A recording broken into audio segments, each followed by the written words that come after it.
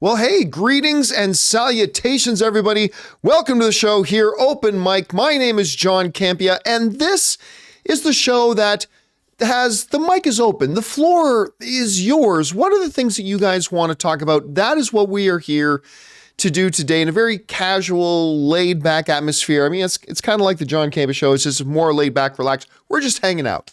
We're hanging out and chatting about our favorite things, movies and movie news and all sorts of good stuff.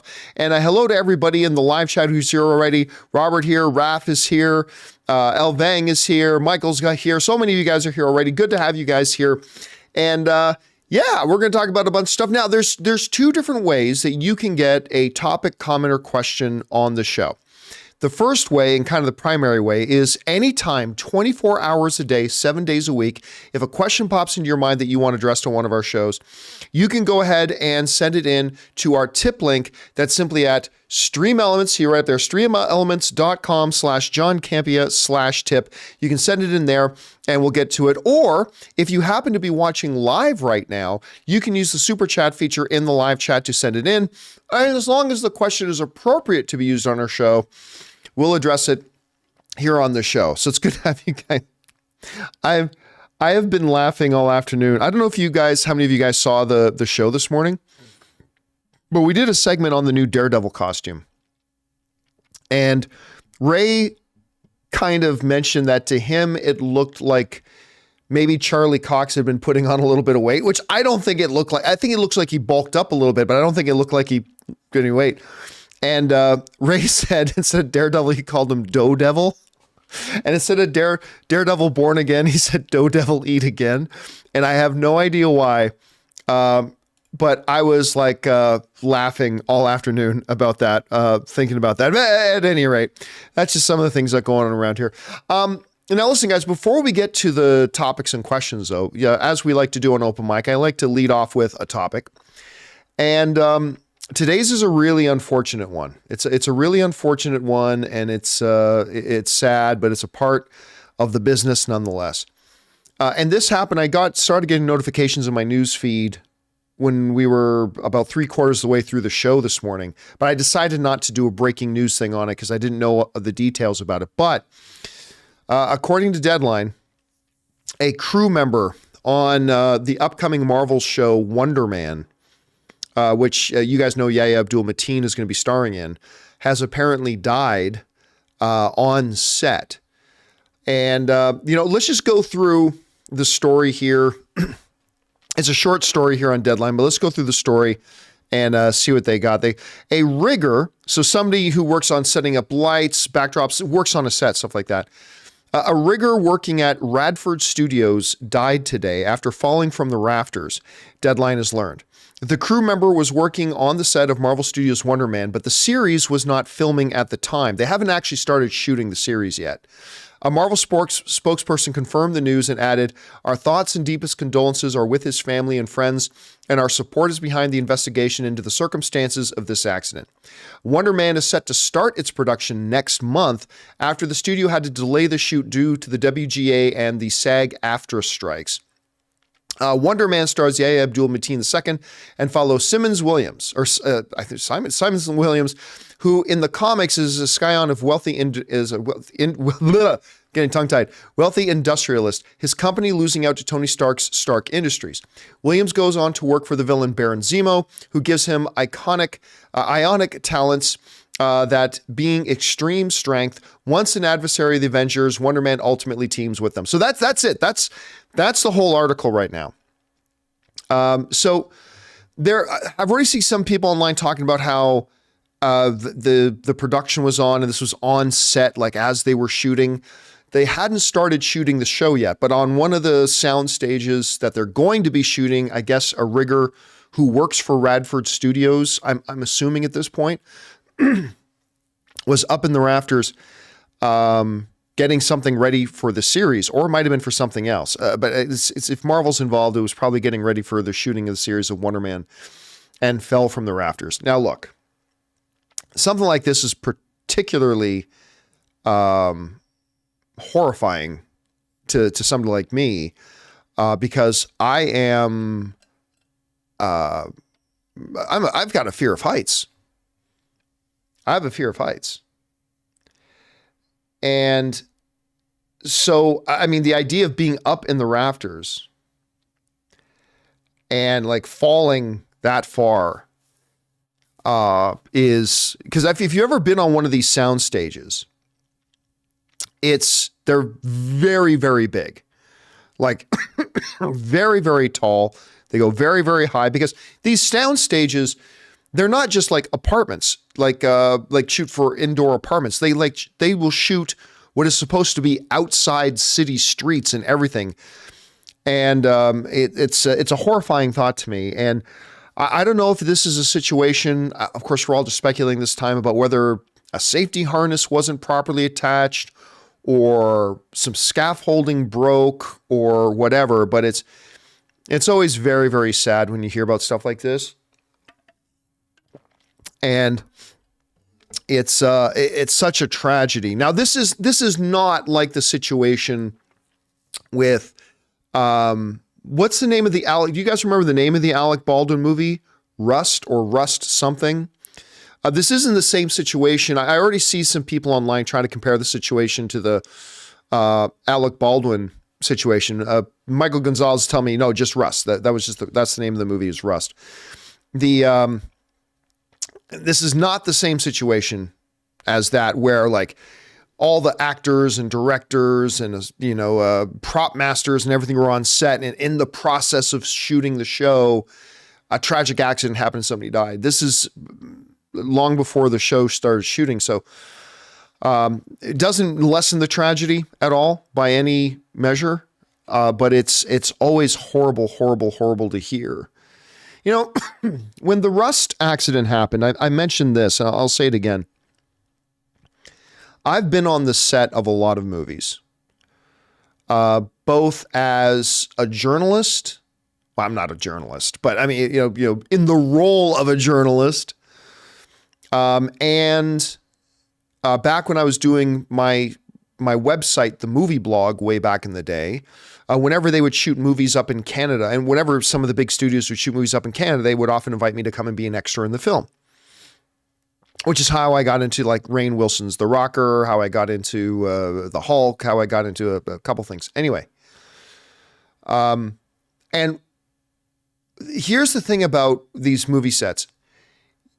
You would be amazed, I think, especially when we're not talking about small indie films, but like large scale feature films, just how many people, how much massive, heavy equipment, and how much movement goes on one of these sets. I said back when the Rust accident happened, I said, I'll be honest with you, I am shocked that this doesn't happen more often. Like, I'm actually shocked that we don't hear about more people getting either seriously injured or dying, because all you got to be is on one of these sets for a day and you see how much chaos. It's controlled chaos, but chaos nonetheless. How much controlled and utter chaos with massive equipment and huge machinery and hundreds of people, sometimes thousands, with cables and electricity and all this kind of stuff all over the place, and how much franticness there is on one of these sets. It's a shock how well they must run for the fact that we don't hear about this happening more often. Now, obviously, this situation is different from a lot of that, because this wasn't a situation of chaoticness or confusion or whatever else, or franticness. This was somebody just working in a quiet soundstage where nothing was shooting at the time, and an accident and falling down. It's always sad to hear about something like that. And I gotta imagine, even though they had nothing to do with it, I have to imagine the people, the actors working on Wonder Man, the directors and the writers and whatever working on Wonder Man, even though they had nothing to do with this, they probably never met this person in their lives. I have to imagine just knowing somebody died working on a project that you are currently working on has got to be disquieting. I think it'd probably be the best way to put it. And yeah, so obviously, and for all of us who are film fans, I think it's a really good reminder for us as film fans that sometimes there aren't just these people out there who work really hard to, doing their job, thousands of people on every movie we watch to try to bring us entertainment and try to bring us that experience. I think it's probably a good thing for us as fans too, to remember every once in a while, sometimes people die to bring us this entertainment. Sometimes people die to bring us these experiences.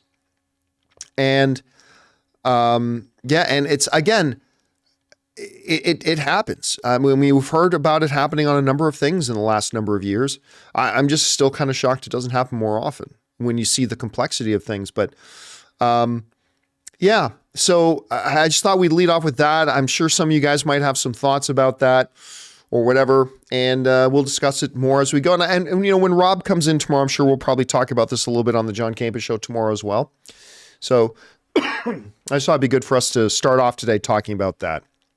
All right, guys. With that really sad and unfortunate thing now down, let's move on to the reason we're here, which is to take your comments and questions. Now, we're going to start off with the questions and comments that people sent in on the tip link. Now, you guys know, we mentioned this on yesterday's open mic.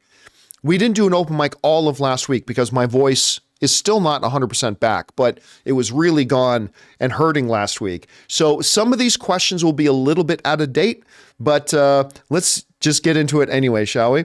We're going to start off here with Garden Variety Vagabond, who writes, just read in Variety that Geraldine Viswanathan, I'm sure I'm mispronouncing that, will take over for Io Adibiri in an unnamed role for the Thunderbolts. Just yesterday, I saw her on IMDb and was wondering what she'd be doing next. She rocked it in The Beanie Bubble and The Miracle Workers. The only real thing I know Geraldine from, and she was pretty good in it, unless I'm mistaken, correct me if I'm wrong in the live chat, but she was one of the daughters in that John Cena comedy Blocked. That was originally called Cock Blockers, but then the studio changed the name on the title to just Blockers. But she was one of the daughters in Blockers. Now, Blockers wasn't great, but the young cast in it were really quite pleasant. They were really, really good. I enjoyed the young cast in it. I thought they were quite good. And that's the only real thing I know of her. Now, so she's got to be older now. She's probably in her mid-20s at this point, so she's not a child actor anymore. But I'll be interested to see that. So I don't know anything about the role or anything like that, but I don't think I've seen her in anything else since Blockers, and I quite liked her in that. All right, next up. Let's see here. An anonymous viewer writes, I hate to be that guy, but Zack Snyder is who killed the DCEU, not the studio.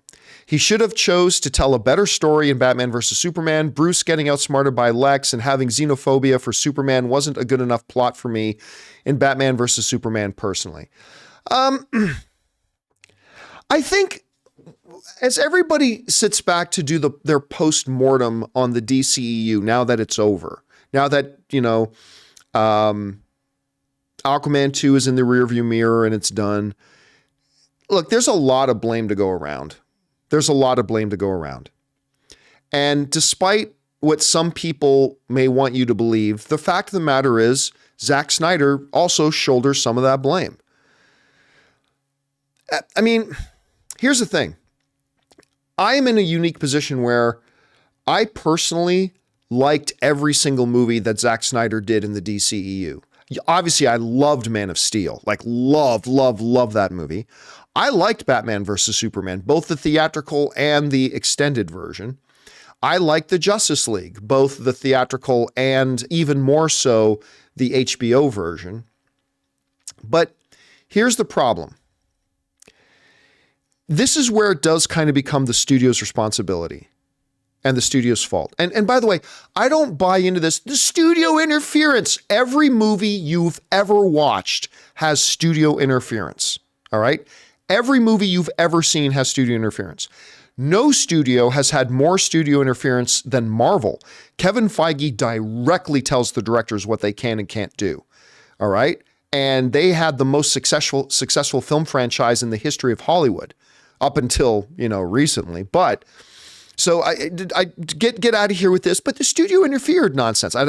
Every studio has it. Every movie's ever made has had it. Marvel did it worse than Warner Brothers did. But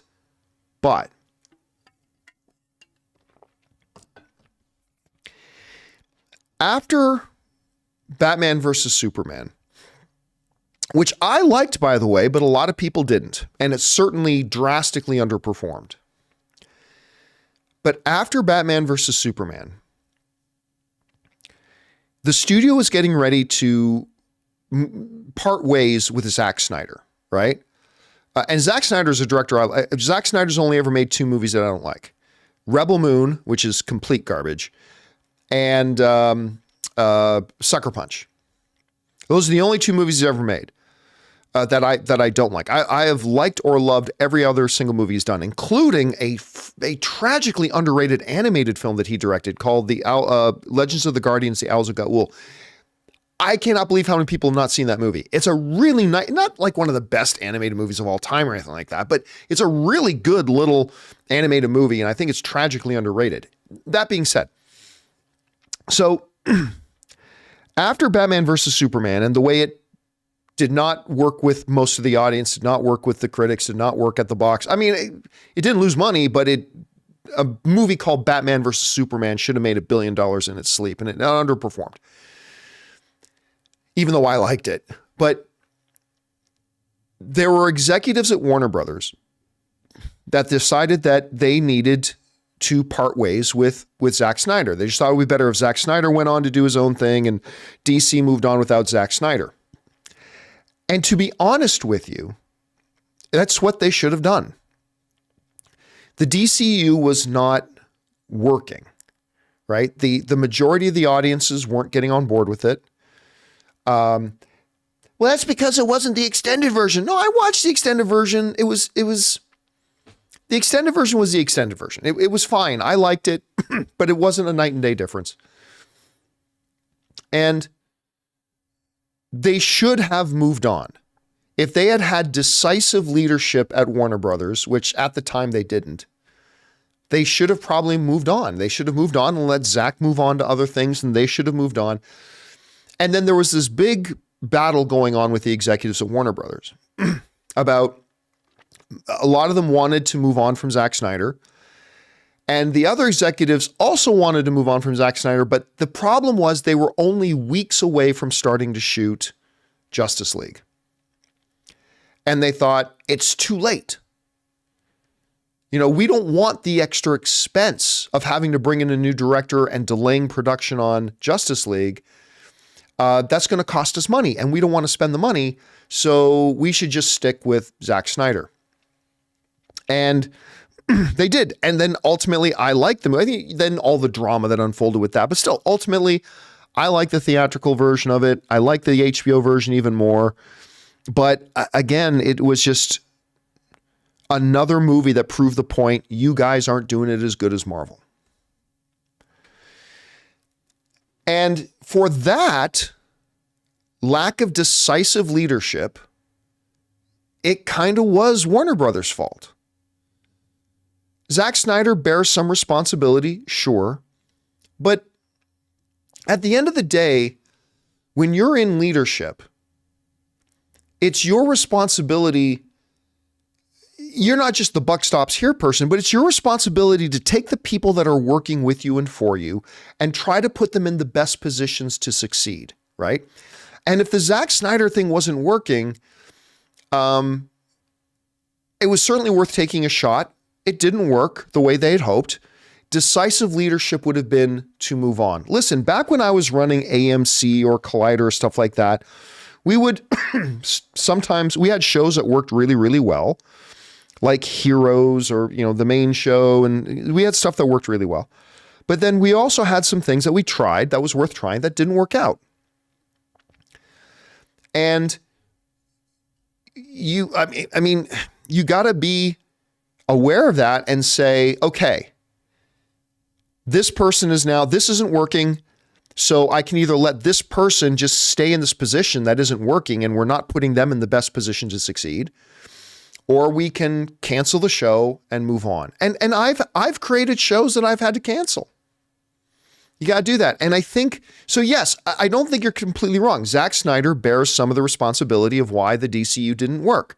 But at the same time, I think a lot of it does still have to rest with the studio, because they had an opportunity in between Batman versus Superman and Justice League to pause, change direction, bring in a new director, like not the frantic, hey, Joss Whedon, you got 3 months and no money to take this movie, make it 2 hours and rush it out the door. And no, you don't get to extend the release date. I'm not talking about that. I'm talking about honestly pausing the film, saying, hey, let's go back to the drawing board.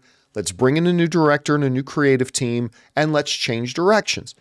They decided not to do that. And therefore the rest is their responsibility. I mean, so yeah, it is what it is. All right. Next up, Brian O'Connor writes, one of two. So for the pre-fan screening of The Batman and now Dune 2, I had to pay out of pocket for the ticket full price. No A-list option. Yeah, that happened. That makes sense, because it's not really a regular theatrical screening. It's a special event. I get that. Cool. But when The Flash was released, I had no less than 3 invites through GoFobo for free IMAX screenings weeks before. I feel if Gunn and the studio really wanted The Flash to make the most money possible, they would have done the same. I ended up never seeing The Flash after it was officially released, and I'm certain many didn't as well. This was intentional. I don't know what it is you're saying. Because whether a movie is an advanced screening that you have to pay for, or whether an advanced screening is a free screening people got to go see, they were still putting the film out there early for audiences to see and hopefully spread word of mouth. Now, also, I want to point something out. You mentioned, I feel if Gunn in the studio, James Gunn had nothing to do with it. Because remember, James Gunn runs DC Films. DC is not the distributor. Warner Brothers is the distributor. James Gunn's only responsibility, him and Peter Safran, is to decide what movies they're going to make, how they're going to make them, and then making those movies. But once the movies are made, James Gunn has no say over how they get distributed, because DC is not a distribution company. They are only a production company. Warner Brothers, the parent company, is the distribution arm. And their distribution teams and departments make those decisions. They make the decisions about how are we going to promote this? How are we going to market it? What is our release strategy going to be? When do we release it? Do we do advanced fan screenings? When do we have press events? All that stuff lies with the distribution company. So you got to remember, James Gunn, number one, had nothing to do with the making of The Flash, because that movie was made before he ever took over. And the distribution and the strategy of releasing the film also had nothing to do with James Gunn or Peter Safran. That's a Warner Brothers distribution issue. But again, it's the same thing. I mean, whether you do fan screenings that you pay tickets for or fan screenings events. And by the way, I stand by this. Flash was a good movie. Flash was a really good movie. I had a ball watching that film. I thought it was really fun. I mean, with all the Ezra Miller nonsense aside, and the fact that they should have done a lot about Ezra Miller in advance and all that being what it is, judging the movie strictly on its own merits, I thought the movie was really fun. And quite frankly, I'm really surprised more people didn't like it. A lot of people didn't like it. I respect that. I'm just surprised more people didn't like it, because I thought it was a really fun movie. But boy, it tanked. Boy, it tanked. All right. Let's see here. Where are we at now? We go on to New York lawyer Nick, who sends in like a $20 chat. Thank you, New York lawyer Nick. I appreciate that, man. And he writes, New York Code of Professional Conduct states, a lawyer shall not form a partnership with a non-lawyer. This is true, by the way. You know, I've got a little bit of a law background. With a non-lawyer, if any of the activities of that partnership consists of practicing law. Therefore, Matt and Foggy are in big trouble unless Karen gets that law degree. Okay, so what New York lawyer Nick is talking about here, and by the way, thank you, New York lawyer Nick, for supporting us on that level, is the partners, the ownership partners of a law firm, all must be lawyers. Sort of. There are states in the US and places in Canada where they are changing that because it's honestly like, okay, I understand the rule is there because you don't want non-lawyers making senior decisions about a company that is practicing law, right? And so I get that. But what they are starting to understand is if like technology is a big part of your firm, then somebody who is a major technology person and investor should also have partnership rights. So you're starting to have, there are states in the United States right now that are changing that rule. But yes, in New York currently, you have to be a lawyer in order to be a partner. Well, what we've seen in the new Daredevil Born Again set images is that it's, what's Foggy's last name again? Because it's Murdoch, Page, and help me on the live chat. What was Foggy's last name again? I keep forgetting what his last name is. Anyway, the sign says Nelson. Thank you so much, Patrick. Patrick was the first one to put that in there. So it says Nelson, Murdoch, and Page because they made Karen a partner, right? Karen Page, they made her a partner. Well, you actually can't do that in New York because Karen's not a lawyer. Well, there are two ways around that for Daredevil. Number one, they can simply say in the time since Daredevil season 3, she has gone to law school, got her law degree, and she's a full-fledged partner there, right? That is one way around it. It's certainly been a number of years since Daredevil season 3. She could have done it. The second way around it, though, is that they can put her name. I mean, you can name your business whatever you want. And they can treat her like a partner without her actually being on paper an owner. So, I mean, they could call, like Foggy and Matt could name their thing, Nelson, Murdoch, and the Snuffleupagus. I mean, you can name your company whatever you want to name it. It doesn't mean the Snuffleupagus is a partner in your firm. So I guess there's a way around that. But yes, that is true, New York, Nick. As of right now, if you're in California, New York, most of the states in the U.S., a named senior partner of a firm cannot be somebody who's not a lawyer. So yeah, there's that. All right. Next up, Anonymous Viewer writes, while we wait for Superman Legacy, y'all need to watch Millie Alcock's best performance in the Aussie dramedy Upright.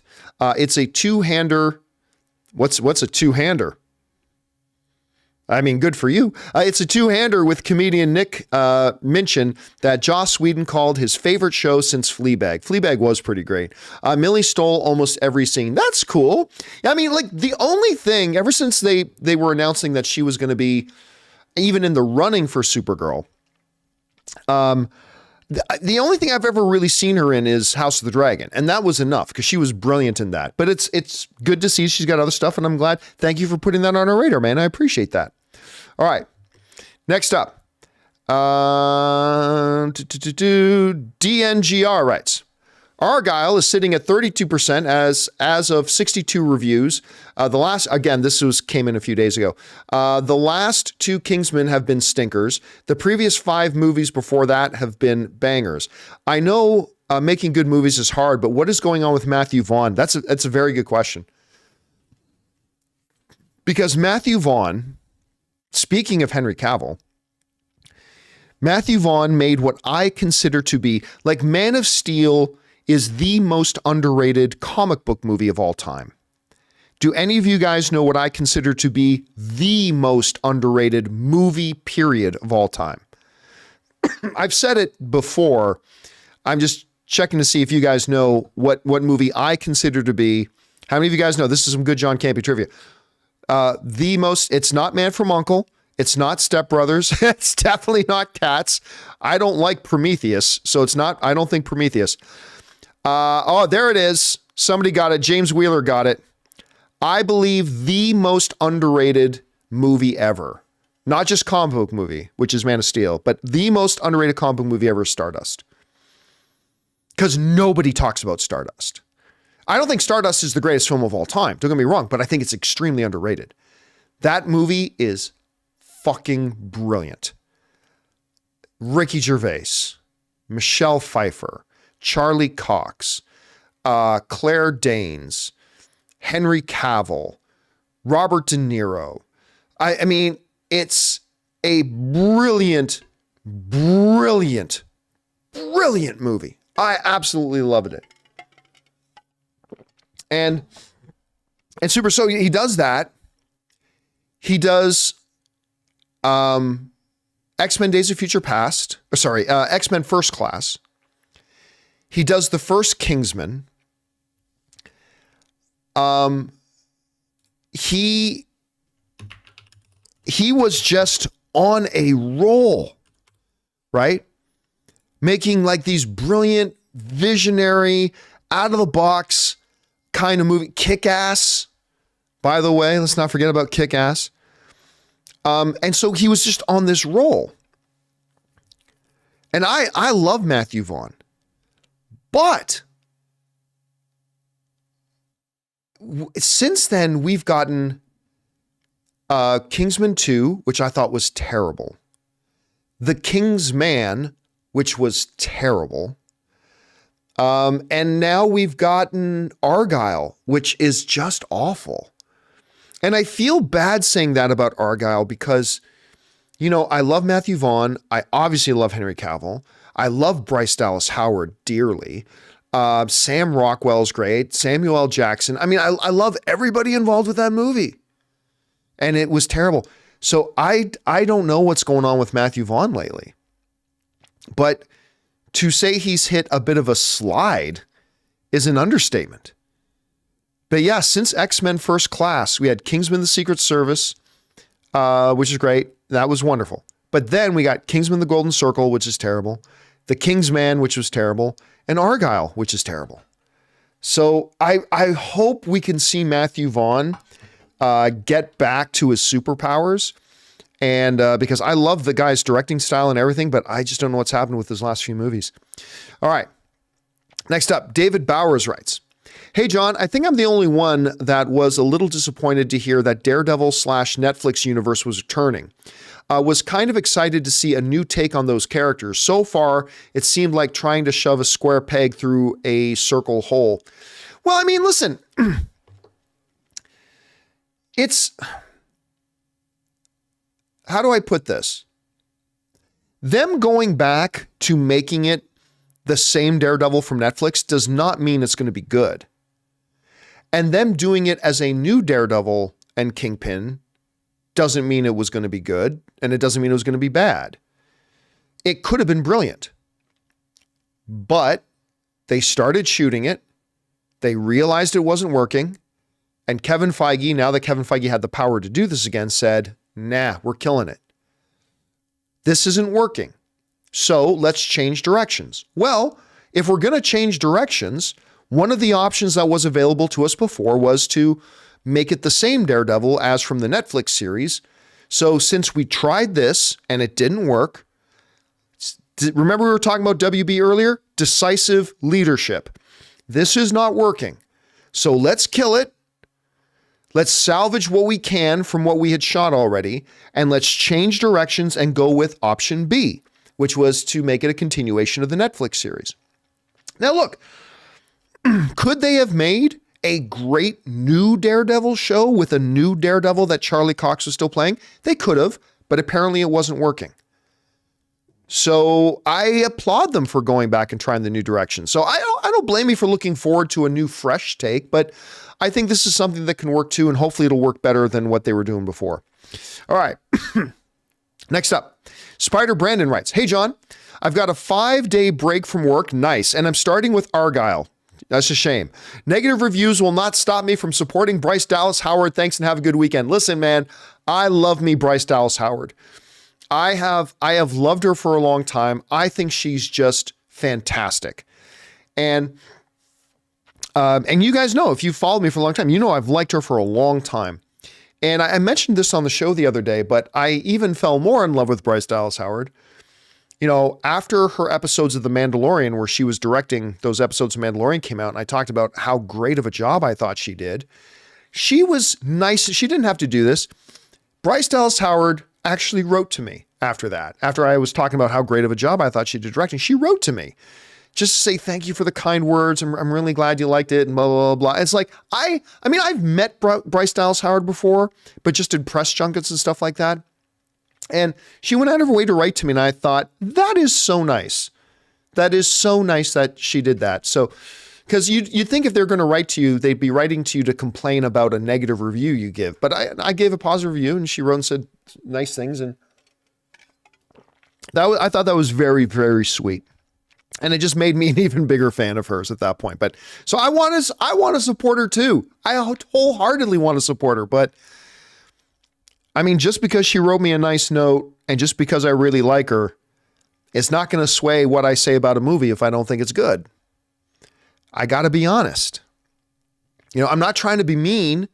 I just have to be honest. You guys come to me for nothing more and nothing less than just my honest opinion. Whether you agree with my opinion or disagree with my opinion, you don't care whether you agree or disagree with my opinion, but you do care that I'm giving you my honest opinion. And just because I love Henry Cavill, and just because I love Matthew Vaughn, and just because I love Sam Rockwell, and just because I really love Bryce Dallas Howard, and just because Bryce Dallas Howard wrote me a nice note once, which I really did appreciate, I am still obligated to tell you guys my honest opinion. And my honest opinion, unfortunately and sadly, was that Argyle was quite terrible. It was quite terrible.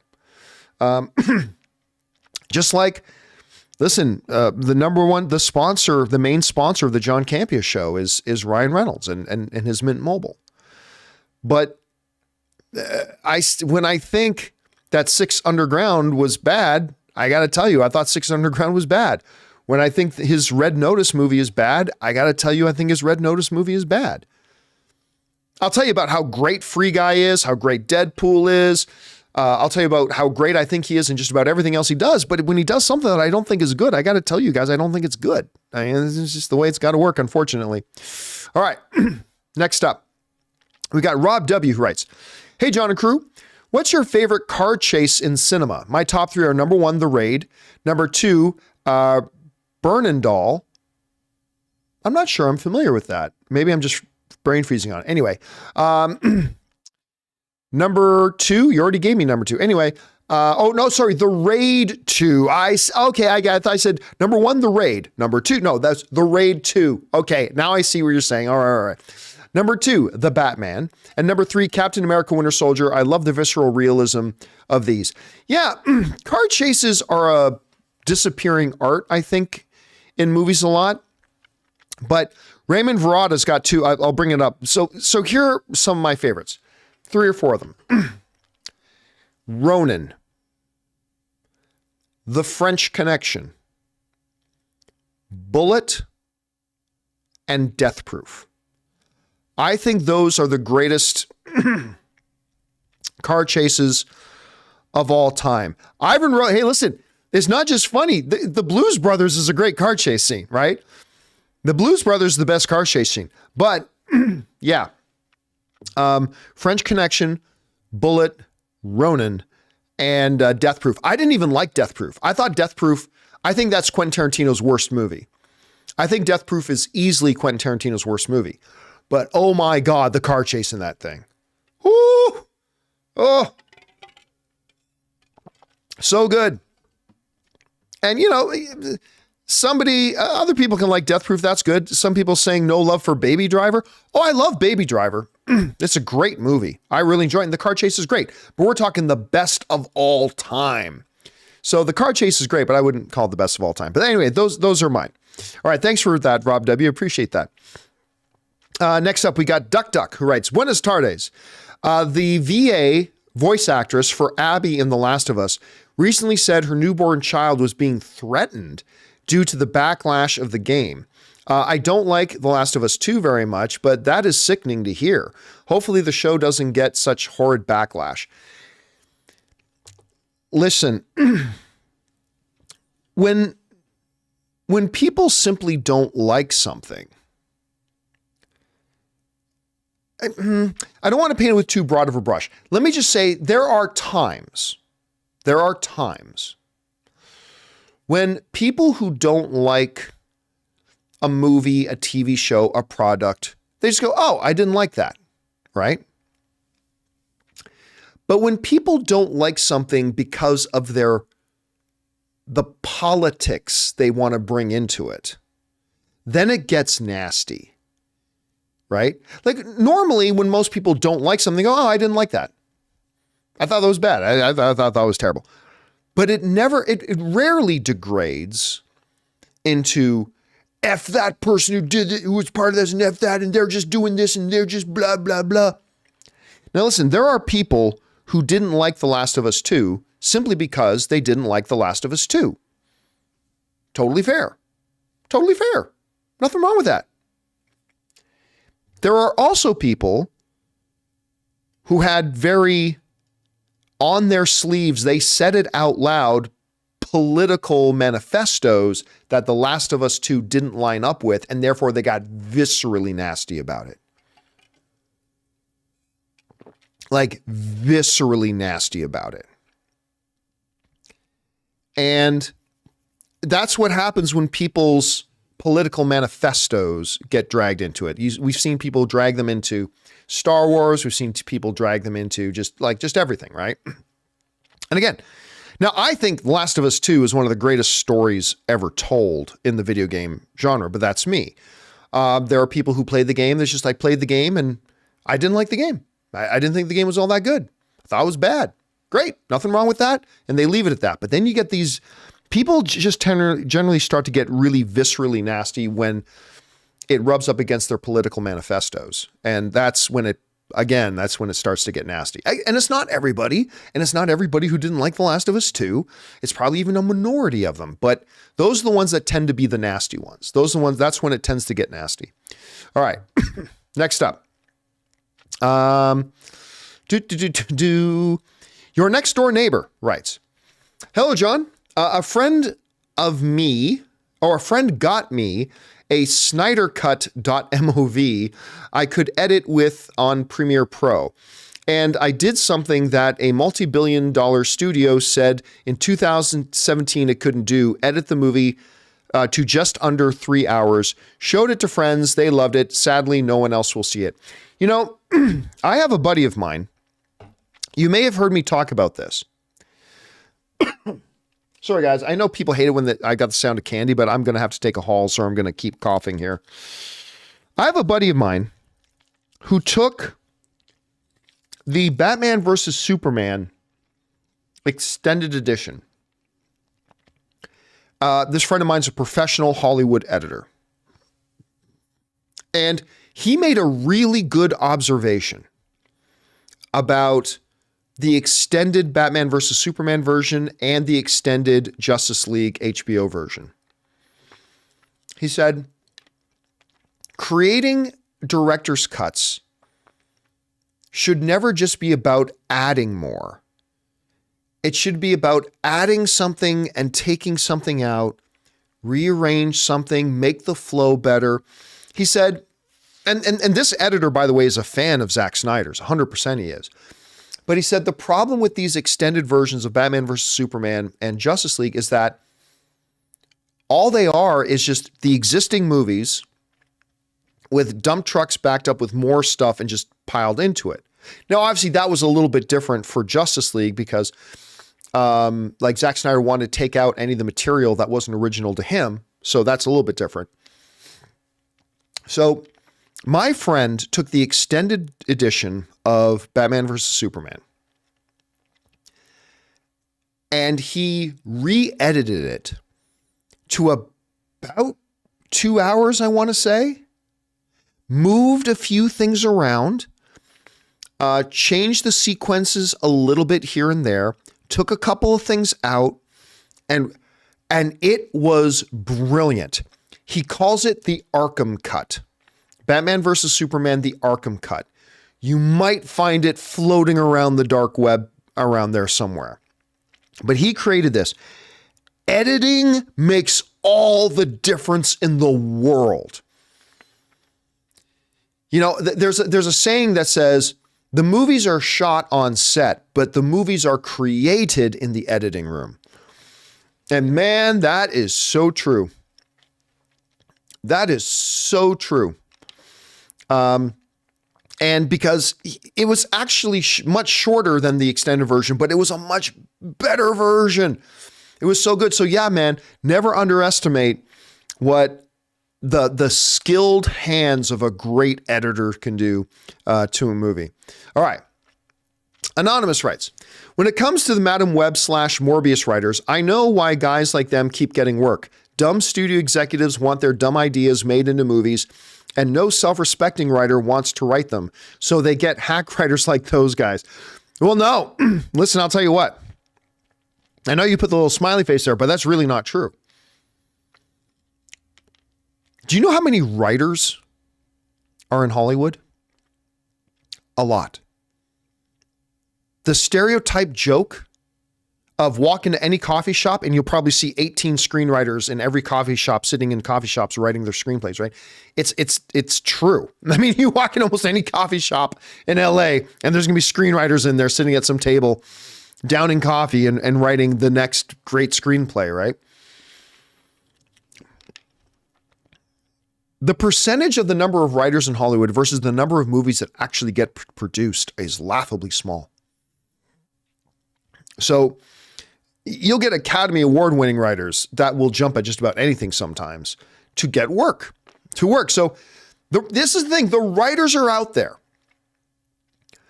Why the executives of Sony decided to go when, first of all, they decided to make a Madam Web movie, which is a little odd, but okay. So they decided to make a Madam Web movie, and instead of going out and grabbing any of those screenwriters from any of those coffee shops, they go, you know what would be a good idea? Let's get the guys who just wrote Morbius. Oh, and they also wrote Dracula Untold. Oh, and Gods of Egypt. Oh, and some other piece of trash. They literally went out and found the absolute worst people they possibly could have gone to get to write this thing. Now, I won't go off on a big rant because I already did that this morning on the John Campea Show, but that was very confusing to me, my friends. That was very confusing to me. All right, next up, anonymous viewer writes, Nielsen Research Group has Madam Web opening to 27 million over 6 days. Box Office Pro lowered their 3-day predictions to 20 to 29 million. Also, we're essentially a week away and we still don't know when the review embargo lifts. Is it even screening for critics? And then I saw right above it, oh, that must come later. Yeah, well, obviously now we know. We talked about it on the John Campea Show earlier today.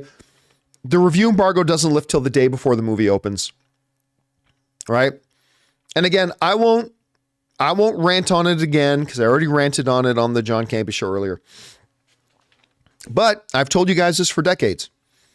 When the studios don't lift the review embargo until the day before or the day of the movie, that is the studio screaming at you and me, we don't believe in this movie. Our movie sucks. That's what they're telling us. There have been a couple of very rare exceptions to that, but for the most part, that's it. When the studios don't lift their review embargo to the day before the movie, that is the studio screaming at us that they don't like their own movie. So why should we? It's going to tank. It's going to tank hard. And they have nobody but to blame but themselves. They don't have any belief in it. They haven't even put out a second trailer for it. That's how much they don't believe in it. And they went out and got the absolute worst writers. It's like they never even cared if this movie was going to be any good or not. Again, I promised I wouldn't rant again, so I won't. All right. Eli B. writes, thoughts on the animated Lord of the Rings War of the Rohirrim movie coming out later this year? I have no thoughts because I haven't seen it. Brian Cox plus Miranda Otto will be narrating, also made by the folks involved with Star Wars Vision / Blade Runner, Black Lotus. Looks promising, but we'll see. I'm excited to see it. Listen, I'm always excited to see anything Lord of the Rings related. Like, the Lord of the Rings show on Amazon ended up, let's just say, not being as good as I was hoping it would be. But I'm still excited to see the second season because it's Lord of the Rings. I like just about everything Lord of the Rings. I even like the Hobbit trilogy. Not so much the third film in the Hobbit trilogy, but I think the first Hobbit movie is better than most people give it credit for. So I get excited about Lord of the Rings stuff, okay? The Hobbit was the first book I ever read. So this War of the Rohirrim, I'm interested. Yeah, I don't know anything about it. I haven't seen a single frame. I don't know if it's going to be any good or not, but I'm definitely looking forward to it. I'm excited about it. All right. Next up. Anna says, I take back what I said about not knowing about Madam Web's review embargo. It's lifting February 13th, one day before release. Yep. Not a good sign, my friends. Not a good sign. All right. We'll do this last one, then we'll take a quick break here to refill my drink and everything. But an anonymous viewer writes, it's strange how fast things changed for Dwayne Johnson's last few years. His last good movie was 5 years ago. Bad press after the Black Adam debacle, and now to be rejected by WWE fans is a new low. It will be funny if he gets booed at WrestleMania. Here's the thing. And I talked about this a little bit yesterday, but I will say it again. Dwayne Johnson is saving WrestleMania. I don't want to hear from any of the Cody Rhodes. Boo-hoo! Dwayne Johnson is saving WrestleMania. Right? He's saving it. Now, from what we all understand, the original plan for WrestleMania, because WrestleMania is 2 nights, right? It used to be 1, but now it's 2 nights. And you need a big, strong main event for both nights. And the plan was, on night 1, the main event was supposed to be CM Punk versus, I keep forgetting the name of the guy from The Shield. Help me out again in the live chat, guys. What's the name of the third guy from The Shield? Seth Rollins. Thank you, Michael Gonzalez. Put in Seth Rollins. So the first night's main event was a banger. It was going to be CM Punk versus Seth Rollins. You need a big, strong main event for that night. So there it was. And then the second night, the big, strong main event was going to be Cody Rhodes versus Roman Reigns. My wife has a shirt of Roman Reigns, but he's just a big pile of noodles, and it says Ramen Reigns. Anyway, so it's supposed to be Cody Rhodes versus Roman Reigns. Well, CM Punk got injured. CM Punk can't perform at WrestleMania. He's got a pretty serious injury. So now you're left without a big, strong main event on night 1. The most logical thing that they've got is to have Cody Rhodes versus Seth Rollins. And then you've got something that'll sell a lot of tickets of Dwayne "The Rock" Johnson, the icon of his era in wrestling, versus Roman Reigns, the icon of the current era in wrestling. And, you know, Roman Reigns is Dwayne Johnson's little cousin. You know, they set that whole thing up. And listen, if CM Punk didn't get injured, none of this would be happening and it would all be fine. But he did get injured. So I'm sorry, children, the grown-ups had to make a decision. What's best for WrestleMania is to have 2 strong main events, and The Rock versus Seth Rollins made no sense. So they're going to sell a lot more tickets this way. Yeah. They're going to sell a lot more tickets this way. So all the little children going, boo-hoo, Cody deserves it. Go shut up. Listen, I was still watching wrestling back in the day when Cody Rhodes was and by the way, I like Cody Rhodes very much, just for the record. But when Cody Rhodes was a mid-carder and everybody booed him out of the WWE, and then he went over to AEW, and all the WWE fans were, good riddance, Cody Rhodes. And now they're the same one going, Cody deserves his title shot. Whatever. Listen, 3 weeks after WrestleMania, they can have Cody Rhodes fight whoever the champion is and give Cody Rhodes the belt. It doesn't matter. But the grown-ups need to make a decision about what's best for business right now. CM Punk got injured. Nobody saw that coming. Nobody prepared for it. Nobody planned for it, but you got to deal with it. So what do? Well, let's have a throwaway night 1. You can't do that with WrestleMania. You got to have a big, strong main event, and Cody versus Seth Rollins is a big, strong main event. And Rock versus Reigns, that's going to sell tickets. Sorry to all you Cody deserves it people, but that's going to sell tickets. And then you can give Cody the belt later. Besides, they already gave Cody the main event at WrestleMania last year. I was there. It stunk. Not that Cody stunk. I'm just saying, I was at WrestleMania last year at SoFi Stadium. It stunk. But it is what it is. But so get over it, everybody. Just get over it. All right, listen. We're going to take a quick break here for a second. I'm going to refill my drink, give you guys a quick chance to run and use the bathroom. Then we'll get back to all your guys' questions. So as we take this break, we're going to listen to a couple of sponsors of today's episode. My mobile service provider, and they should be yours. Seriously, they really should be your mobile service provider. If they're not, you're wasting money. Mint Mobile and the good folks at MasterClass. Guys, we want to take a second to thank a sponsor of this video, Mint Mobile. On average, it takes about 30 days for a person to break their New Year's resolution. So if saving money was on your 2024 list, your odds aren't looking that great. Luckily, I have a 100% guaranteed way to save you money this year. Just switch to Mint Mobile. For a limited time, wireless plans from Mint Mobile are $15 a month when you purchase a 3-month plan. That's unlimited talk, text, and data for $15 a month. I've told you guys many times that after switching to Mint Mobile, I am spending less than a third on my cell bill than I used to with a major carrier. Say goodbye to your overpriced wireless plans, jaw-dropping monthly bills, and unexpected overages. All Mint plans come with unlimited talk and text plus high-speed data delivered on the nation's largest 5G network. And don't worry about having to change phones or numbers. Use your own phone with any Mint Mobile plan and bring your phone number along with all your existing contacts. So guys, to get this new customer offer and your new 3-month unlimited wireless plan for just $15 a month, go to mintmobile.com/Campea. That's mintmobile.com/Campea. Cut your wireless bills to $15 a month at mintmobile.com/Campea. Additional taxes, fees, and restrictions apply. See Mint Mobile for details.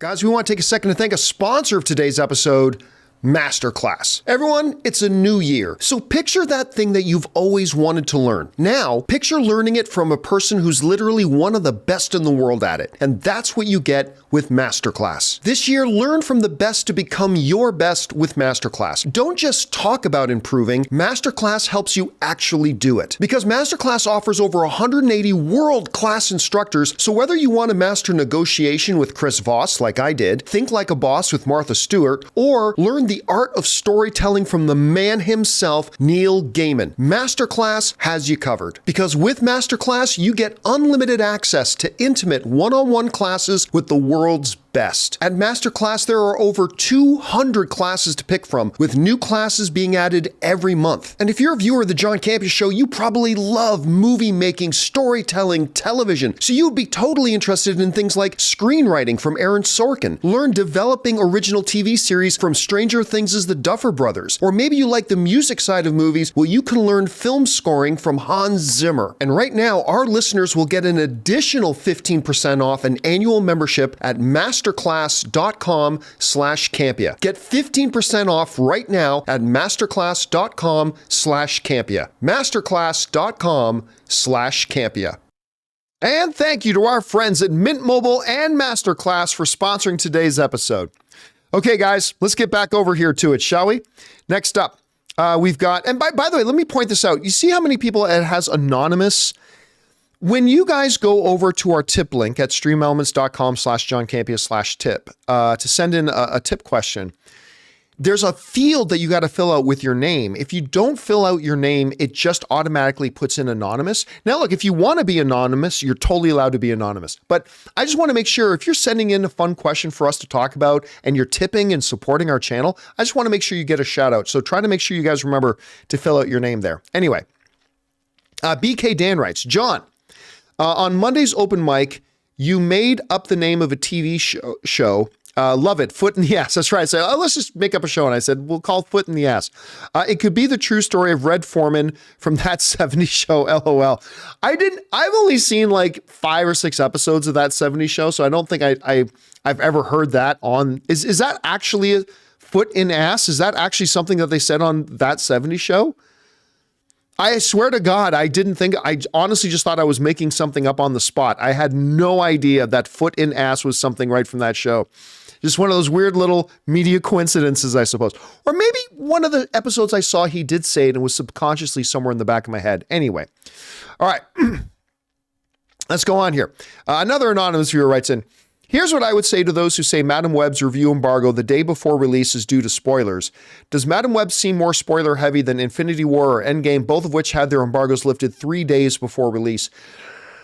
I mean, it's not just Madam Web. Here's the thing. Over the past 10 years or so, whenever a studio has only lifted the review embargo the day of or the day before a movie, inevitably fans, I get it all the time. And this has happened many times. We'll come out saying, oh, they're just doing it to keep the surprises. They're doing it to hide the surprises. No, it's not. They're doing it to hide the reviews. That's what it is.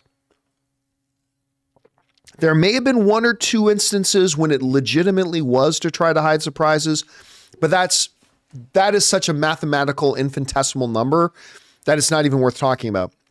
It is always so they can hide the reviews. They're hiding the reviews because they don't want the word to get out about just how bad their movie is. I mean, again, it's just the studio screaming that they do not believe in their movie. And as I always say, hey, studio, if you don't believe in your movie, why should I believe in your movie? And that's where we're at. All right. With the tip questions down, listen, and by the way, if some of you guys have sent in questions to the tip link, like in the last 2 or 3 hours, you're not going to see it answered here because these tip documents get made a few hours early. So if you sent one in the last couple of hours, don't worry, it'll get addressed on tomorrow's open mic. Okay, let's get over now to the live questions that you guys have been sending in the live chat. We're going to start off with Ross Bristow, who writes, I know you don't do top 10s. No, I don't. But will you rank the films nominated for Best Picture? No. I will tell you that out of all the films nominated for Best Picture, because the best movie of the year didn't get nominated, Spider-Man Across the Spider-Verse, in my opinion, was the best movie of the year. That being said, out of all the films that are nominated for Best Picture of the year, Oppenheimer. That's what I think is the best movie of the year. Out of the ones that have been nominated, that's probably the best movie of the year to me. Air also didn't get nominated. I thought Air should have gotten a nomination because it was up there for me too. But I won't go through them all and list them all. I mean, maybe I will at some point, but I never do them on the spot. Like I never do top 5, top 10 lists on the spot with a live question because I like to, if I'm going to do a top 5 or a top 10 or rank something, I want to be able to actually sit down, think about it, go over it and all that kind of stuff, but I don't do it. It's just they're off the spot. All right. Thanks for asking, Ross. But yeah, I think the best one is the one I think should win is probably Oppenheimer. All right. Future Millionaire writes, the casting of Supergirl got me thinking, will directors stay away from working with James Gunn due to him casting the actors instead of them? Well, James Gunn is directing Superman Legacy, and Supergirl is in Superman Legacy. He is casting a character in his own movie. But listen, this is part of the reality of any and all franchise films. This may come as a surprise to some of you, but did you guys know that George Lucas did not direct The Empire Strikes Back, and he did not direct Return of the Jedi? So the directors who came in to direct those, they had to work with actors that George Lucas had cast in the previous movies. Zack Snyder cast Jason Momoa's Aquaman before James Wan came along to direct the Aquaman movie. James Wan had no input. It's just that you want to do Aquaman? Great. Now we've already got Aquaman cast. Is that cool? Yes. Good. Patty Jenkins's Wonder Woman movie. The first Wonder Woman movie is great. Let's not talk about Wonder Woman 1984, but the first Wonder Woman movie is great. Patty Jenkins didn't get to cast Wonder Woman. That was already cast. That is part of the reality of directing in franchises. When a director comes in to direct a Mission Impossible movie, guess what? Simon Pegg was already cast by somebody else earlier, so you got to work with that. There'll be other characters you get to cast, but that's the reality of any franchise. Of any franchise, right? So no, no directors are going to avoid working on a big studio movie. Now, just because, and by the way, even in non-franchise movies, oftentimes when a director comes onto a movie, an actor is already attached. As a matter of fact,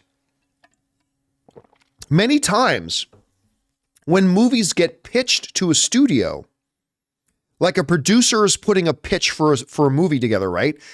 They will often attach an actor to it. Like this is very, very, very, very common. So let's say I'm putting a movie together and it's the sequel to Foot in Ass. It's Foot in Ass, The Revenge, okay? So I'm putting this movie together, Foot in Ass, The Revenge.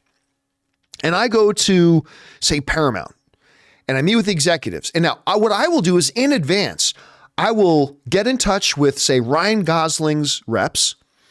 I will send Ryan Gosling reps the script, explain my vision for the movie that I'm trying to put together here as a producer. And I would like to know if Ryan Gosling will attach to this movie.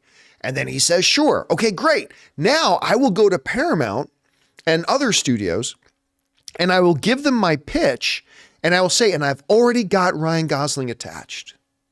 And this will often be before they've ever hired a director. So, I mean, that happens a lot. So in franchises all the time, but even in non-franchise movies, it happens often that often the director does get the casting decisions, but oftentimes not. So no, this is not a unique situation to the world of the movies. A good question though. Good question. All right. Next up, we've got Raymond Verada who writes, thoughts on Gina Carano's lawsuit against Disney and Lucasfilm.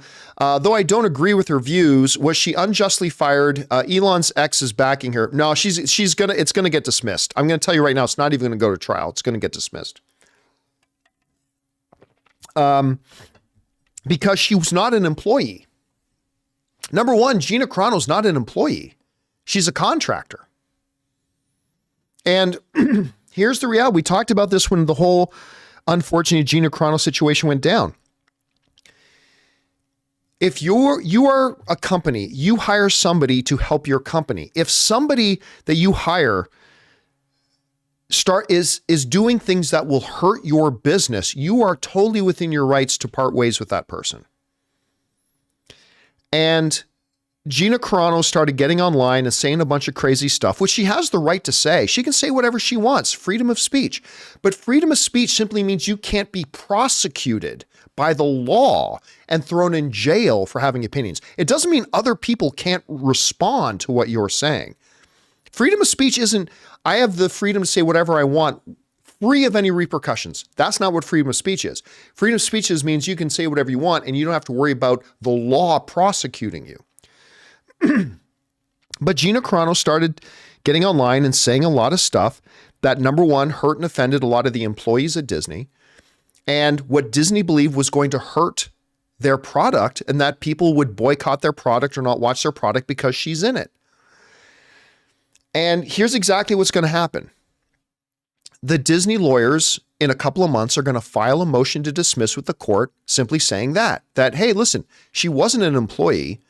She was a contract worker with us, an at-will contract employee. She started saying a lot of stuff on public platforms. We talked to her about it and asked her to stop. We let her know that what she's doing is hurting our business. She refused to stop, and we decided to part ways with her. And the judge, I'm just going to tell you right now, this is how it's going to go. The judge is going to grant their motion to dismiss. And the judge is going to dismiss it. This is never going to go to trial. It's never going to go to trial. And yeah, it's just that simple. It's just that simple. So like I often use this example, right? Talking about when people want to bring up freedom of speech. Here's a good example. I can say, now this is an extreme thing, but it drives the point home. Okay. Follow me here. You invite me over for dinner at your house and your mother's there too. You invited your mom over for dinner too, right? So you invite me over for dinner to your house and you have other dinner guests and one is your mother. And I stand up and I point at your mother and I say, your mother is a whore. Well, I can't be prosecuted for that. I'm allowed to have my opinion and I'm allowed to say it. I think your mom's a whore, right? So I can't be legally prosecuted for that because I have freedom of speech. But let me ask you something, sir. Are you going to continue to let me sit down and have dinner in your house, or are you going to ask me to leave? I'll tell you what you do if you're a man. You're going to, at minimum, politely ask me to leave. That's what you're going to do. And you have the right to do that. It's not taking away my freedom of speech. I was allowed to say it, and I said it. I can't be prosecuted for it. I said my opinion. But you are within your rights to ask me to leave your house. You're totally within your rights to ask me to leave your house. And that's exactly what you would do. You would throw me out. And it would be totally right for you to throw me out. In this situation, Disney invited Gina Carano over to dinner to be a part of their operation and what they were doing. She wasn't an employee. She was a at free will contractor. And she started saying stuff that they believe was hurting their business. And so they asked her to leave. It's simple. It's that simple. It really is. It doesn't matter whether you agree with what she said. It doesn't matter if you disagree with what she said. She came into Disney's house as a guest, started doing things that made them very uncomfortable and made them fearful for their business. And so they asked her to leave their house. So unless you're willing to tell me, nah, you can come into my house and call my mom a whore, and I would gladly still serve you dinner, invite you to stay. Unless you're willing to do that, then you can't disagree with this. I mean, anyway, but who knows? We'll see what happens. You know, sometimes things come out that we're not aware of. Maybe there's other things behind the scenes that we in the public, including me and you, don't know about. And maybe things go different, right? We always have to acknowledge what we don't know. We always have to acknowledge that there may be things here that we don't know about. And maybe there is stuff here that we don't know about and it'll go differently. But on its surface, and only on the surface, this is going to go nowhere. It's not even going to go to trial. It's going to get dismissed. It's going to easily get dismissed. Anyway, again, from what everything looks like on the surface, maybe there's stuff under the surface we don't know about. We'll see. All right. Next up, Donaldo Martinez writes, this is a good month for TV shows. Tokyo Vice Season 2 and Shogun. Man, I'm telling you what, I cannot remember the last time there was a month that I was this excited for TV. Because unlike a lot of you, I personally liked the first season of Halo. I did not love it. I didn't love it, but I liked it. I cannot wait for this Last Airbender show. I cannot wait for it. And Shogun, I've never been more excited for a TV show, even more than the Lord of the Rings show. I've never been more excited in my life for a TV show than Shogun. I've been waiting for a Shogun, like a return for Shogun, my entire life. Ever since the Richard Chamberlain, John Rhys Davies miniseries back in the day, back when I was a child, never been more excited. This is going to be a dynamite month for TV, man. Dynamite month for TV. All right. Next up, we got, that was Donaldo Martinez. Okay. Next up, we got another Donaldo Martinez. Will you be watching the new Planet Earth 3 narrated by David Attenborough? I'm not going to go out of my way to watch it, but at some point, probably in the next couple of months, I will be at home, or sometime in the next year or two, I will be at home and go, oh, I need to watch that. And I will, because I'm kind of a sucker for nature, particular stuff narrated by David Attenborough. By the way, my favorite animal are cheetahs, and some of my favorite YouTube videos are watching cheetahs hunt. Don't know why, but even other animals. I'm a little bit of a sucker. I will often go down rabbit holes of watching these segments of nature documentaries, particularly the ones narrated by David Attenborough. All right. Next up, we've got another one from Donaldo who writes, I'm excited for Shogun, but what I didn't know was that Hiroyuki Sanada is in it. Even more excited. He's a great actor. Rob has this saying that about sometimes with certain actors' performance that they class up the joint. Sanada classes up the joint with anything he's in. It doesn't matter if it's Westworld. It doesn't matter if it's Bullet Train. It doesn't matter if it's, I already said Westworld, Mortal Kombat. Doesn't matter if it's a comic book film, doesn't matter. Like whenever Sonata shows up, things get real. He is a dynamic, wonderful John Wick. Doesn't matter. He's great. He's fantastic. I think I'm trying to think if I saw him in anything before The Last Samurai. I'm sure I probably saw him in stuff before that, but that's as far back as it goes. Because, oh my God, I love this. Dominic Suma in the live chat made this great comment. He says, he's the Japanese Stanley Tucci.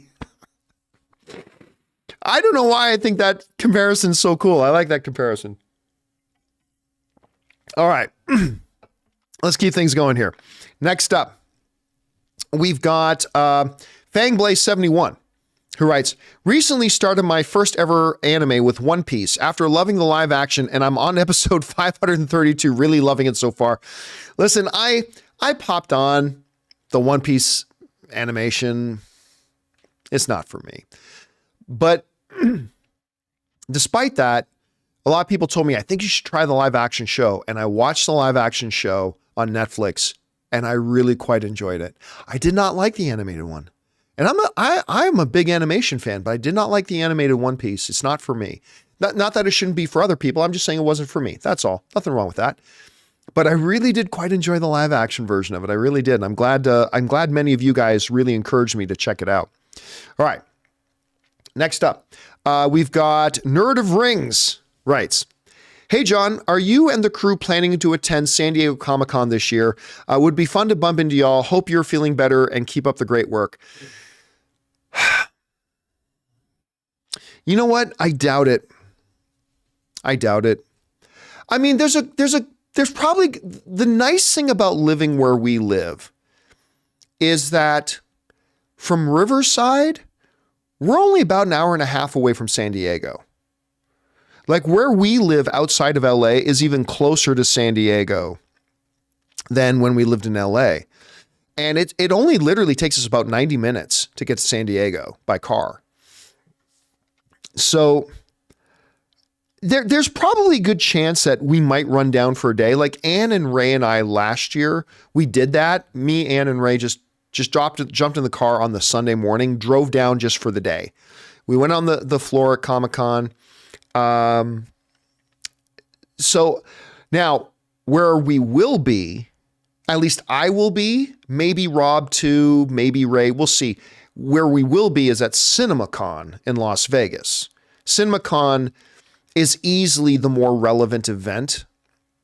They do a lot more. They show a lot more.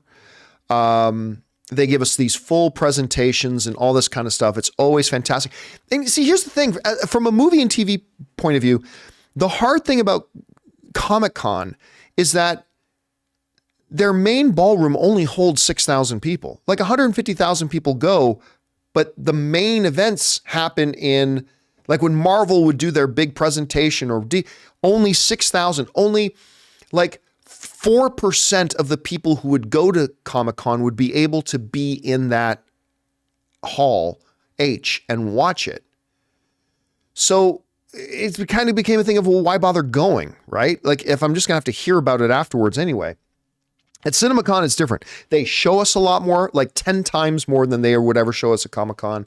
So there might be a chance we go down to Comic-Con, but it would probably just be for a day or so, but I'll keep you guys updated. If we do go down for more than that, maybe we'll set up a meet and greet at Comic-Con. All right, next up. But I hope you have a great time there, man. All right, Spencer Nielsen writes, one of two. Last night I watched The Fugitive, the 1947 version directed by John Ford, not to be confused with the Harrison Ford one, no connection. It's about Henry Fonda as the last priest in Mexico fleeing police. And two of two, shot on location in Mexico with local talent, with God-tier cinematography, one of the best movies I had not heard of before. You know, I've seen a bunch of John Ford movies. Did you know, I believe, I could be wrong about this, but I think John Ford may be the only director to win Best Director in back-to-back years. One of them was How Green Is My Valley. And the second one, I'm forgetting what the second one was. Anyway, I don't think a director has ever since won back-to-back Best Director at the Academy Awards. I could be wrong, Correct me if I'm wrong. But at any rate, it's always nice when you can go back and discover these older, great classics. Because a lot of the ones, we know about the Ben-Hurs, right? We know about Cleopatra's. We know about, the really older classics, the big famous ones that a lot of us will then go back and watch. But it's always nice when you can discover these ones that maybe you hadn't heard of. And that's cool. That's also one I haven't watched. I have not watched that Fugitive. When I think of The Fugitive, I think of the Harrison Ford movie. But it's good. Thanks for putting that up there, man. And thanks for sharing your experience on that. All right. Next one is Isaac Martinez, who writes, I know this is old news, but I wanted to ask you for a while. How do you feel about Romeo and Juliet Paramount lawsuit? Update, it was dismissed. If this is old news, if I'm remembering correctly, this was about the kids being underage and being made to do like nudity or sexual. I can't remember exactly, being made to do nudity and sexual scenes, stuff like that as underage. They weren't like children, but they were underage. If I remember it correctly.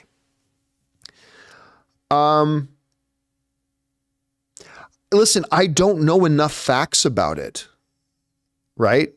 I just know the headlines. I don't know the facts of the case. So I can't really, the only thing that was my first impression was there's got to be a statute of limitations on that. Like, I don't know that this can even go to court. I think there's a statute of limitations on it. And, and so that, but again, I can't really give my opinion on it when I never researched it. Like, I don't know. I just remember seeing the headlines that, and then thinking, doesn't that exceed the statute of limitations? I don't even think that can go. And then I didn't really know. Now, I probably would have gotten more invested in it if it went to trial or anything like that, but I didn't know anything more about it. But it's going to make an interesting documentary, I think, someday. I think it will. All right, guys, listen. We still have more questions to go, but before we do, we're going to take another quick minute here and thank another sponsor of today's episode of Open Mic, our friends with the Super Bowl coming up at DraftKings. Guys, we want to take a second to thank a sponsor of this video, DraftKings. DraftKings, the leader in fantasy sports, just dropped a brand new app, Pick 6. Pick 6 is the newest way for you to get in on the fantasy football action with DraftKings. New customers can make their first NFL picks and get up to $100 in Pick 6 credits if those picks lose. All you got to do is pick between 2 and 6 NFL players and choose if they're going to have more or less of that stat. For example, will a player have more or less than 100 rushing yards, or will a player have more or less than 1 touchdown? Track your lineup and compete against others for a shot at huge cash prizes. So download the DraftKings Pick 6 app now and sign up with the code Campea. New customers can get up to $100 back in Pick 6 credits if your first football pick set loses. That's code Campea only on DraftKings Pick 6. One offer per new customer. First qualifying pick set winnings less entry fees must generate negative number. Max reward up to $100 equal to amount of negative number. Issued in non-withdrawable Pick 6 credits. Valid for Pick 6 use only. Expire after 1 year. Gambling problem? Call 1-800-GAMBLER. 18 plus in most eligible states, but age varies by jurisdiction. Eligibility restrictions apply. Valid only in states where DraftKings Pick 6 operates. Pick 6 not available in all states, including but not limited to Connecticut and New York. For up-to-date list of states, please visit dkng.co/pick6states. Void where prohibited. See terms and pick6.draftkings.com. And thank you to our friends at DraftKings for sponsoring today's episode. All right, guys, with that down, let's get through the rest of your questions here, shall we? We're going to pick things up here with John Redcorn, who writes, after the disappointing box office and critical reception of Fast X, should Universal cancel that Hobbs bridge film and try to convince The Rock to be in Fast 11? First of all, I don't really know what they're going to do, right? Like, everybody has, the way Mike Tyson used to say, everybody's got a plan until you get punched in the mouth, right? They had all these plans, and then Fast 10 underperformed. Now, listen, let's not forget, the movie still made like $700 million, right? I mean, it's still the downward trajectory of their box office, but it still made like $700 million. So let's not forget about that. Now, the movie was terrible, but at least it was better than 9.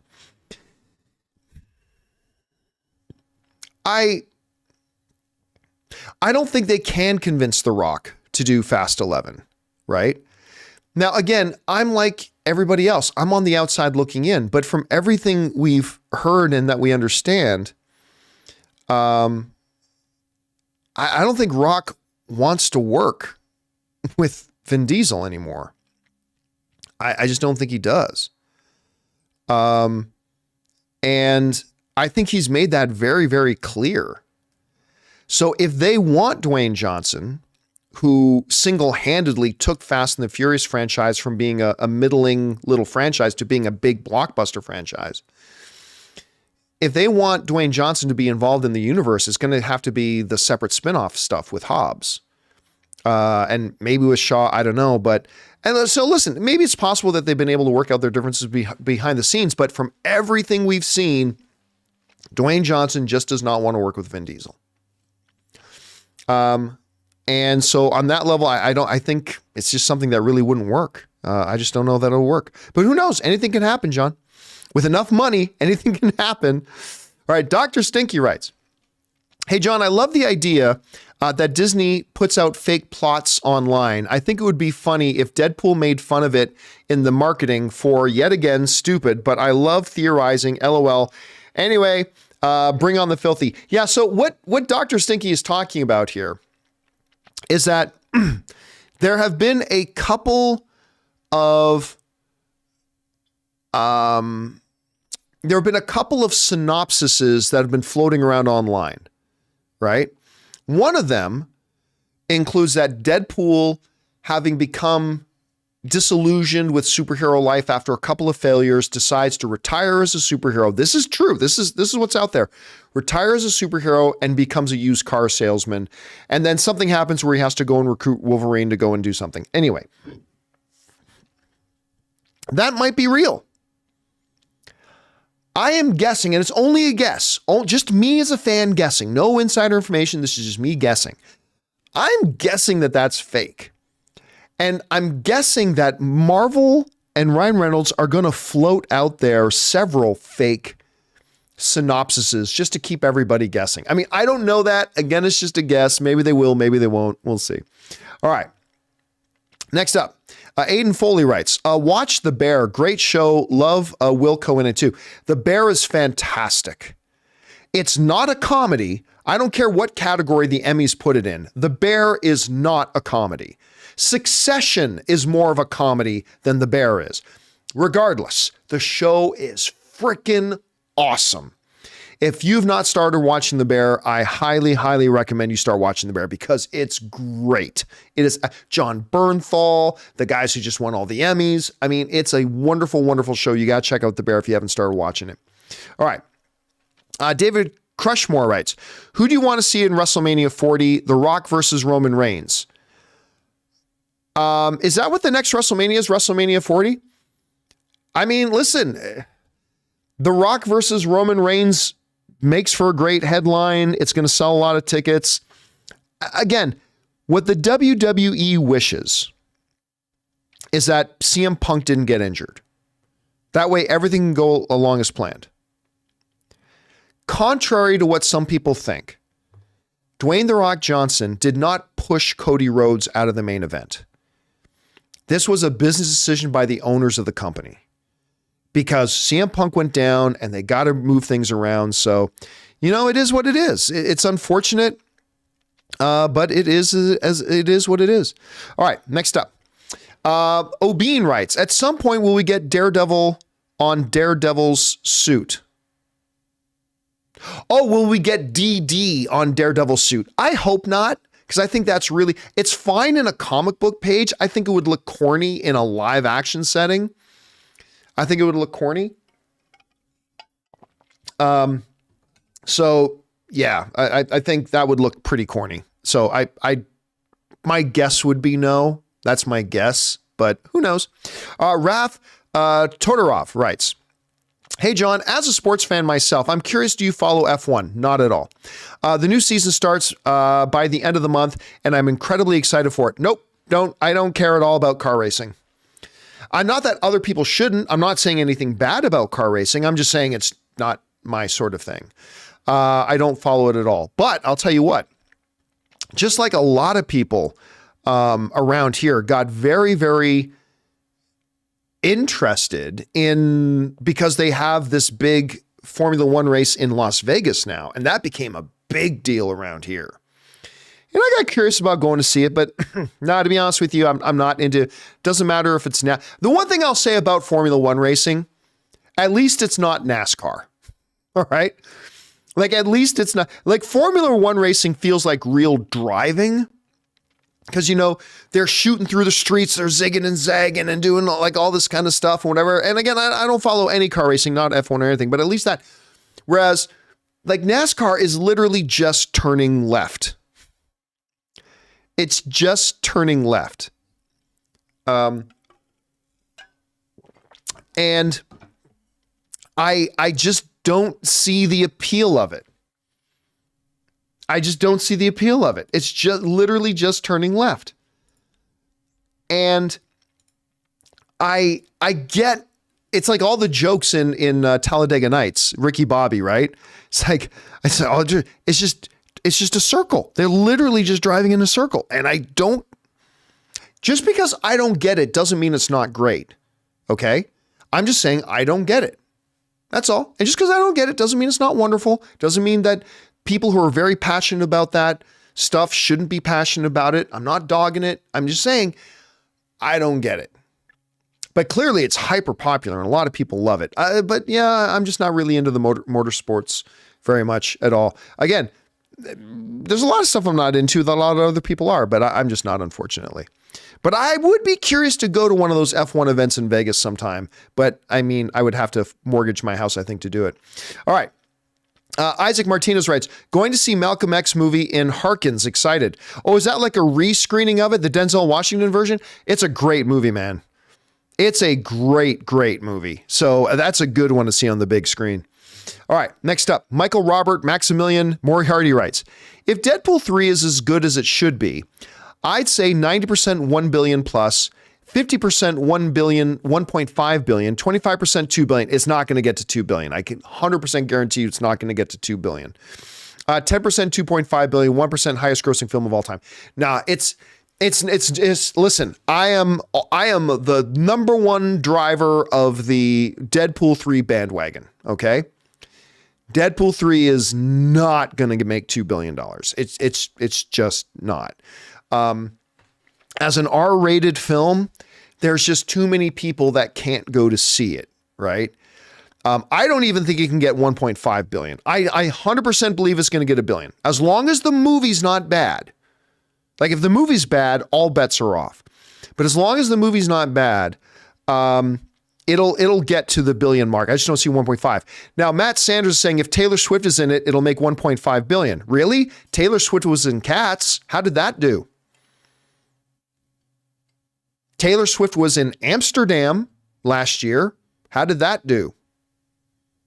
Now, look, I'm not saying having Taylor Swift in the movie isn't going to help, but if you think just by Taylor Swift being in it, everybody's going to rush to the movies to go see it, we've already had a couple of movies with Taylor Swift, and those movies tanked. Those movies tanked. So that's not going to make the difference. I'm not saying it's impossible that the movie couldn't make 1.5 billion. It's within the realm of possibility. But I really do see it coming in between that $1 and $1.5 billion mark. So, I mean, but again, it all depends on if the movie's good. It's got to be good, man. It's got to be good. All right. Hardline Montage writes, hey, John, I wanted to hear your thoughts on Iron Claw if you've seen it. Yeah, I've talked about it many times. I think the movie's amazing and heavily overlooked at award shows. Thanks. It's great. I'm perfectly okay that it didn't get a lot of awards buzz because it's great. And I might have even had it in a couple of more maybe I would have given it a couple of nominations, but despite the fact that it's great, I don't know that it's like top 5 of the year great. It's a wonderful movie. Definitely not a movie you go to have a good time, right? Not a movie you go on a date to. Hey, let's go out to see this movie and let's go out dancing afterwards. No, because you're going to come out of the theater and go, I don't feel like dancing. But listen, it shows off what I've been telling everybody for so long. Zac Efron, okay? I've been telling people this for years. Zac Efron is a special talent. He's really good. And again, I understand that he's not always in the best stuff. I understand he doesn't always pick the best movies. Zac Efron is a really good actor. And I'm hoping that a movie because I know a lot of people didn't see some of his better stuff from earlier days, but I'm hoping that this will be a wake-up call because he's great in this movie. I'm hoping it'll be a wake-up call for a lot of people to realize, oh yeah, he's really, really good. He's a really, really good actor. Okay, next up.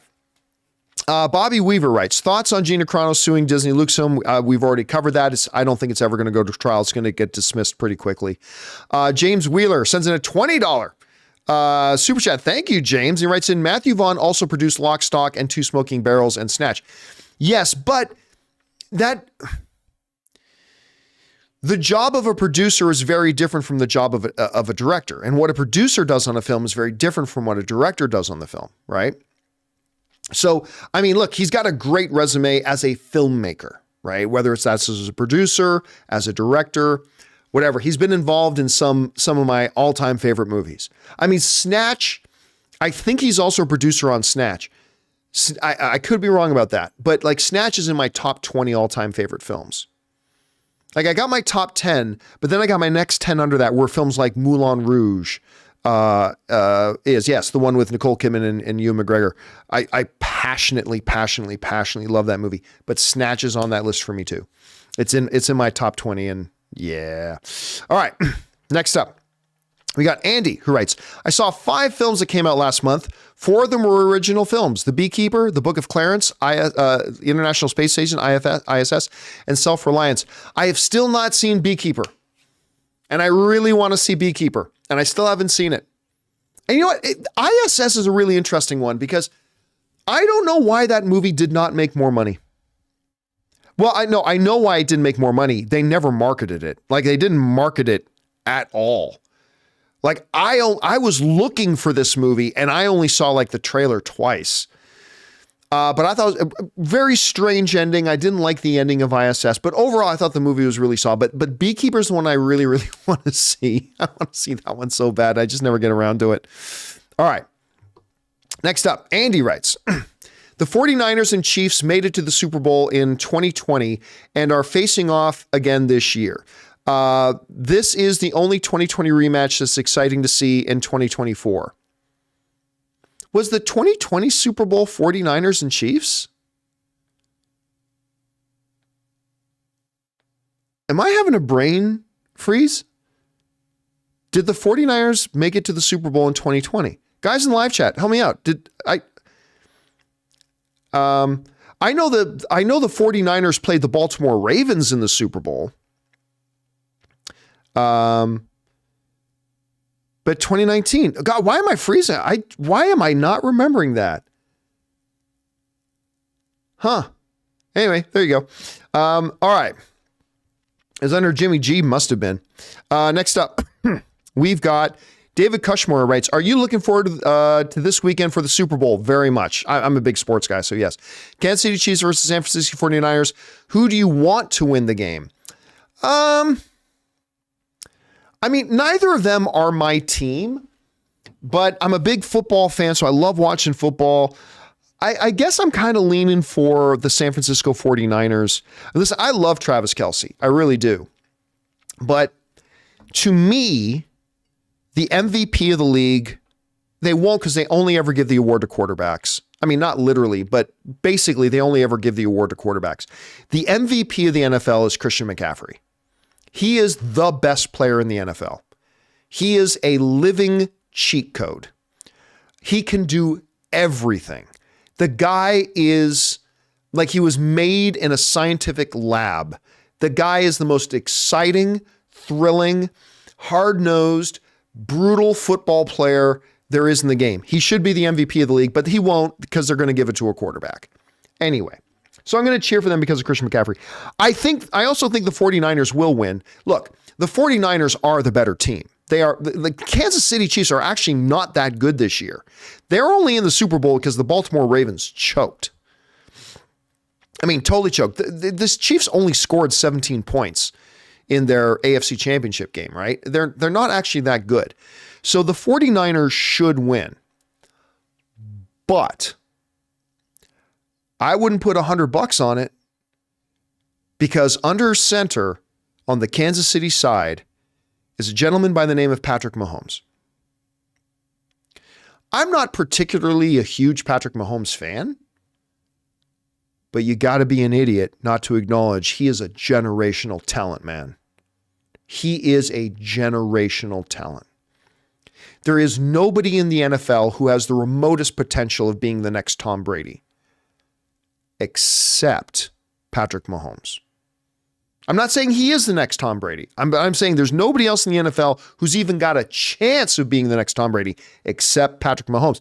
And the reality is, as long as Patrick Mahomes is playing quarterback and you got like the best tight end in the game today with Travis Kelce making ridiculous plays like the way he does, listen, San Francisco 49ers should win this game. They are the better team.